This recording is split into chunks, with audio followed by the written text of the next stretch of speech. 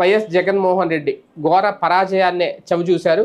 గతంతో పోల్చుకుంటే సీట్లు తగ్గడమే కాదు, రాష్ట్ర వ్యాప్తంగా ఆయన సొంత నియోజకవర్గంలో ఆయన మెజార్టీని కూడా చాలా వరకు తగ్గించేసుకున్నారు. రాష్ట్రంలో ఉన్న వ్యతిరేకత వేరు, పులివెందుల్లో ఆయన మీద వచ్చిన వ్యతిరేకత వేరు. ఇప్పుడు దానికి కారణం ఏంటి అనే విశ్లేషణ ఖచ్చితంగా చేసుకోవాల్సిన అవసరం అయితే ఆయన ముందుకి వచ్చి పడింది.